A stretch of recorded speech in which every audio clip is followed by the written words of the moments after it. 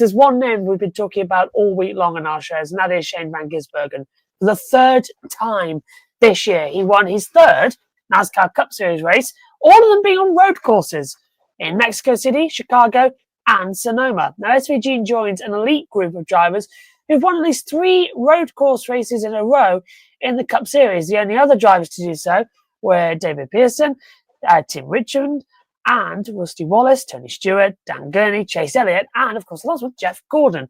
The most road course race wins we've seen by a Cup driver is 6 in a row by Gordon, from Watkins Glen in 1997 through to Sonoma in 2000. Now, for many years, NASCAR only raced at Sonoma and Watkins Glen. They also had Riverside until it went away forever. We still miss it. Now, several years ago, we got up to 3 road courses with the addition of the Charlotte Roval. Now we're up to 6 road courses, with rumours of potentially adding a 7th in 2026. So there will be plenty of opportunities for SVG to stack up more road course victories. And he's halfway to Gordon's record while he continues to improve on the ovals. The photo taken by Chris Grantham from Getty Images. I want to say it right now, Matt. He absolutely deserves to be in the playoffs because he's won races as a full-time driver in the regular season. That, I think we have to just end it right there. Yeah, we said this last week. Yeah, it's ridiculous. People say, oh, but he's only winning on the road courses.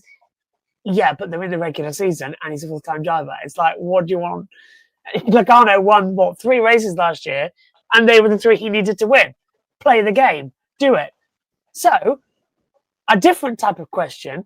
Do you think it's possible that we could see SVG tie Gordon's record of 6 consecutive road course wins, or potentially break it with a 7th in a row? I mean, the way he's going at the moment, you would have to say it's unlikely that anyone's going to stop him. Another dominant display on Sunday at Sonoma, where he really wasn't challenged by anybody. I feel like if Chase Briscoe hadn't already won this season, he may have roughed him up more than he was able to on one of those late restarts, or attempted to, or tried to, or whatever, because he didn't really give him a good run in terms. He raced him clean and fairly, which is what we love to see as a purist. But he didn't get the job done in terms of beating him. Perhaps if we hadn't had all those late cautions, Chase Elliott would have got there on the fresh tyres. Excuse me. But yeah, I mean, I said this in a private chat earlier in the week. He didn't go well for him at Cota back in the spring. Had a bit of an off day there.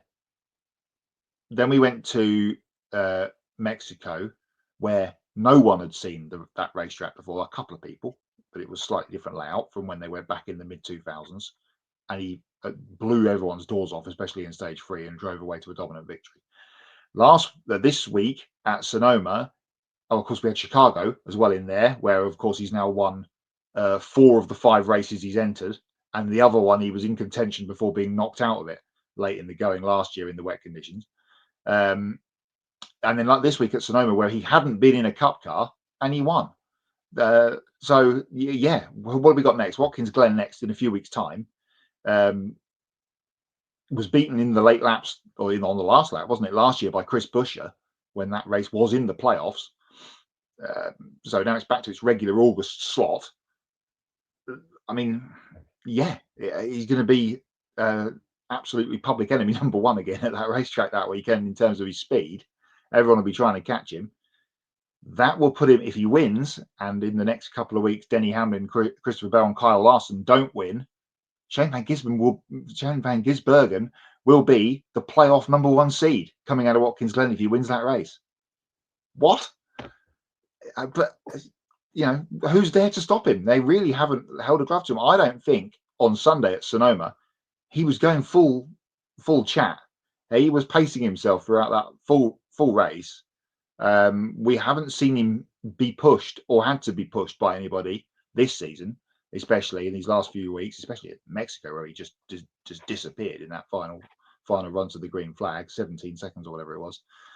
His average running position on these road courses is just something silly, 4.6 or something crazy, against everyone else that's like 15 or more it's just ridiculous in a good way. As I said to a couple of people earlier in this week, it's getting quite tiresome having to defend my driver for being successful, because everyone's out to get him at the moment. But he's been putting that, as I said on the show last week, he's been given a job to do and he's doing it, hitting all of his KPIs.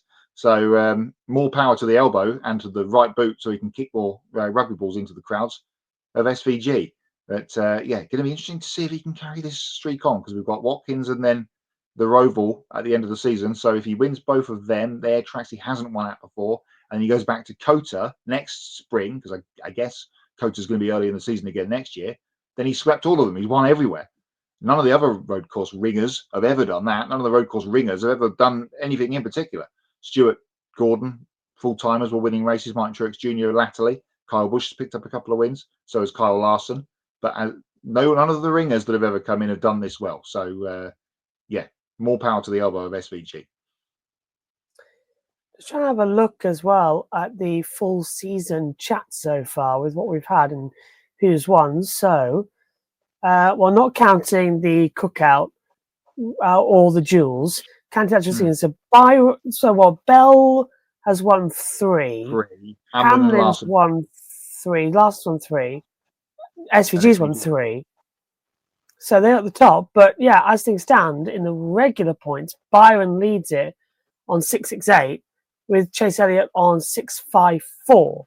So it's so confusing at the moment as to how you try and work it out. But you're right, SVG, if he wins, which, looking at the schedule, we've got Watkins Glen coming up on round 24. Yeah. On August 10th. So if he wins that one, he will enter the playoffs at the top. Unless Bell, Larson or Hamlin win again between now and Daytona, and SVG does win at Watkins Glen, he'll go in as the number 1 seed. Yeah, because I think well, looking at it, we've got Indianapolis. You can count Larson in there, can't you? He won last year. And SVG was decent in Indianapolis in the Xfinity race last year. He was, yeah. So he could do it there. He could run on an oval. It's a type of oval that I think would benefit him more, because it's only 9 degree of banking. It's one of the least we go to, which is ironic enough, really. But yeah, so we could win at Indianapolis. I don't think anybody's going to win at Iowa. In terms of a regular winner, that's more of a, if anything, that's more of a Keselowski feel to me. It's his type of short track racing. Watkins Glen, shoe-in, as we know. Richmond, Cookout 400, Daytona is anybody's guess, as Burton proved last year. So I reckon we could see him go in as the top driver. And then if you look at the round of 16, you get in to Roval territory, where he could easily lock himself into the round of 8. And then you've got Vegas, Talladega, and Martinsville. I mean, in stage 2 on Sunday, he was leading, pitted, came out second, and then raced Kyle Larson down to win the stage. So he weren't expecting him to win that second stage, and he picked up a playoff point by winning the stage. So he's padding his playoff points now to go through. I want to quickly pick up on a message that Mike Joy, we all love and respect Mike Joy, but he's wrong on this, put on Twitter on whatever day it was, off the back of a conversation, is SVG the best road course ringer of all time? He said, not yet. Dan Gurney had 5 wins in 9 starts at Riverside. Shane's won at Mexico, he's won at Chicago, and he's won at Sonoma. That's 3 out of against Dan's 5 wins at one track. Yeah, he's going. If he's not there now, and I think he already is, if he does, pad this over the end of the season, I don't think the question should have another answer. That's kind of like saying, is Lewis Hamilton the greatest of all time, purely on saying because he's won 9 times at Silverstone? Yeah. Or Budapest, which is coming up in a couple of weeks' time, where he's also been really good. Yeah, it's like, you really want to compare it to that? I mean, first of all, Lewis is a great driver, but I don't think he's the greatest of all time. To me, I still would consider Jimmy Clark and Sir Sterling Moss, because they didn't just race Formula One; they raced everything. I think Jimmy Clark is very high on my list as possibly number 1 of all time, because of the amount of racing he did in 4 years. What was it? in the space of 4 years, he did about 360 races, something like that. It was insane, and he got Grand Slam after Grand Slam. Sterling did the same, and they're two very high up the list. And I've yet to go. People have always said, "Would you ever do a top 10?" I would probably try and do a top 10 of greatest drivers of all time, but it would. I think I'd have to do it on.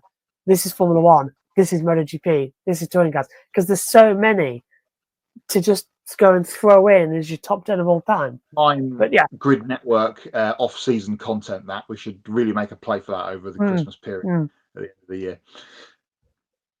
If you never watched a race from Riverside, go for it. That track was incredible. I've got them in my list of things. We were talking pre-show about my list of things to watch. I've got another playlist that's got 300 races in it, and a couple of them are from Riverside. Matthew Owens actually suggested me watching Riverside races to get as part of my introduction to getting into NASCAR last year as a commentator. So he actually gave me some good stats coming into it as well. SVG can catch Jeff Gordon's record. Will he break it? We shall see. I think he will. I think he's coming. Yeah, he's what are we saying? He's won 3 this year, couple last year.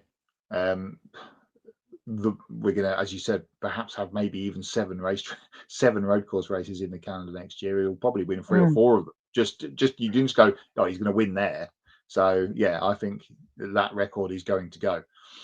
Final thing before I hand to you, would it be?